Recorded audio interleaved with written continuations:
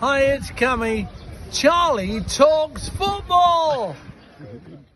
Hello everyone and welcome back to Charlie Talks Football. So as you've seen by the thumbnail, Newcastle are going to be staying at St James's Park, which is big news because of course this has been a topic that has been going around for a while now, because the Telegraph has came out in an exclusive article and has said that Newcastle are planning to stay at St James's Park and extend the ground to over 60,000 fans. Exciting news, isn't it, Dad? It is, yes. So there's been a 6-month feasibility study going on, and that's now been completed. And if the Telegraph are reporting correctly and accurately, then it looks like Newcastle are going to expand St James's Park to over 60,000, which, you know, we know that there's not enough seats to meet the demand. So that'll be really good. It doesn't say exactly how big the capacity will be changed to, but it's just exciting news. And also sort of historically, I think it's nice to be able to stay at St James's Park because isn't it? You know, it's the stadium up on the hill, and it's a lot of people got memories, and yes, sometimes you do need to progress and move on,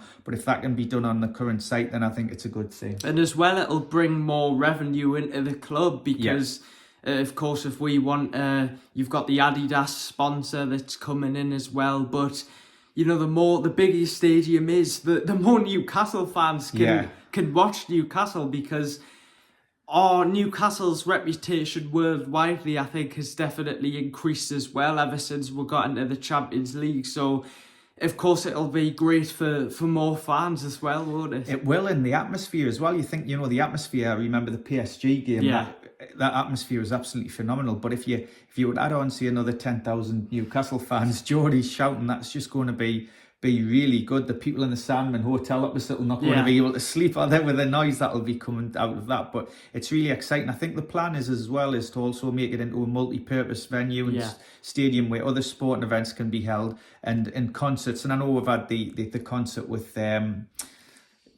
Sam Fender, that's it. Thank you for reminding Sam Fender, and also the rugby's on there every year. But you know, to attract more sporting events is good because it raises the profile and bring in more funds for Newcastle, which is a great thing. And as well, I think, you know, it's a massive decision because if you go and build a new stadium, it'll divide fan opinion. I know some Newcastle fans who are for building a new stadium and some who are against. In my opinion, I think we've made the right decision because I think as well, if you build a new stadium, the atmosphere could potentially be not as good. That's a good point, Charlie. And also I think as well, you know, you've got to, I wasn't sure how they would do this because the land was originally sold behind, wasn't it, by Ashley, the land next to Strawberry, but now obviously the club have got it back and they're building the fan zone there and the stack that they're going to have there. But also I think the buildings behind the East Stand are owned by the university or student accommodation. I think they're listed buildings, so I don't know if there'll be limited capacity to build on the whether they can build up there on the East Stand or whether they'll just expand the Gallagher. I'm not too sure. Yeah, but of course, you know, all the points you make, it's going to be exciting because there's a lot more benefits, I think, than not having any benefits. But apparently work's not going to start at the earliest until the end of 2024, potentially the beginning of 2025. And there is things with the council as well that they'll need to go over as well. So if they can get those things ticked off, then hopefully the work can commence. And it'll be interesting to see if they can do it without impacting the current capacity of the stadium, because they may have to close part of it. I don't know with what's planned, that low level detail, but hopefully we'll find out over time. Now, talking about more revenue now, Sky Sports reported a few days ago that Premier League clubs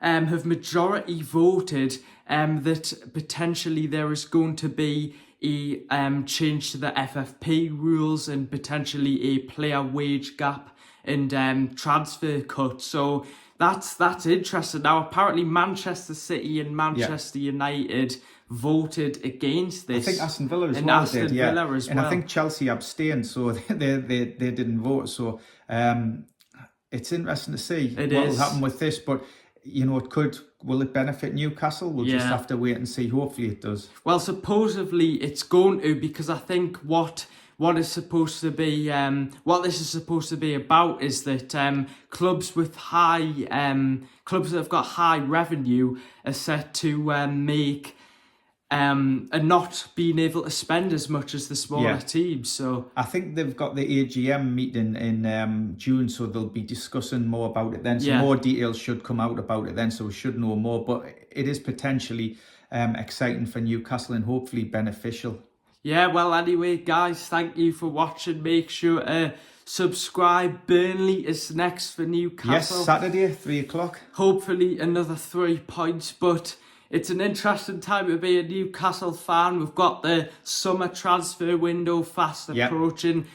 It'll be really interesting to see what happens at Newcastle. So get your comments down below. Who do you think will sell in the summer? Will it be Wilson or Miggy? Karius as well, he's expected. Are you pleased leave. with staying at St James's Park? If that report's correct, you know, I'm sure you are. So anyway, guys, thanks for the support on the recent videos. Make sure to subscribe. We are trying to get 2,000 subscribers, so let's hopefully push towards that. But hope you enjoyed this video, and I'll see you guys in the next one. Bye-bye. Bye.